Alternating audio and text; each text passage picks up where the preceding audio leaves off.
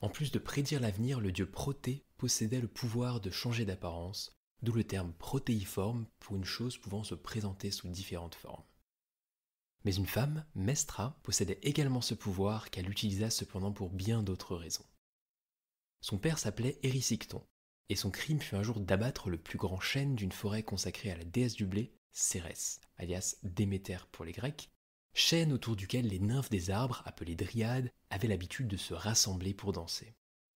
Ses serviteurs refusèrent en effet de le faire, car il s'agissait là d'un sacrilège, ce sur quoi il se saisit d'une hache pour abattre l'arbre lui-même.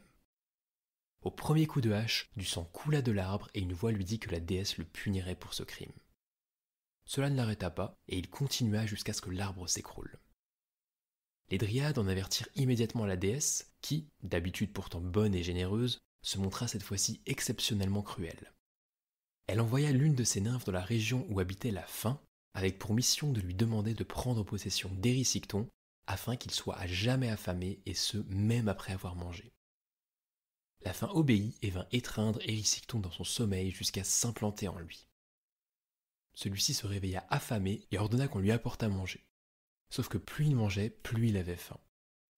Rapidement, il eut mangé toutes ses provisions et dépensé tout son argent pour acheter de la nourriture. Il ne lui restait que sa fille, qu'il vendit également. Celle-ci implora alors Poséidon, le dieu de la mer, de la sauver de la vie d'esclave qui l'attendait, et entendant sa prière, il la transforma en pêcheur. Son futur maître, qui venait de l'acheter à Érysicton, apercevant soudain cet homme en train de s'occuper de ses filets de pêche, lui demanda où était passée la fille qui était là un instant plus tôt et qu'on venait de lui vendre. Mais le pêcheur jura n'avoir vu personne d'autre que lui sur cette plage. Ce n'est qu'une fois le maître de retour sur son bateau que la jeune fille retrouva son apparence.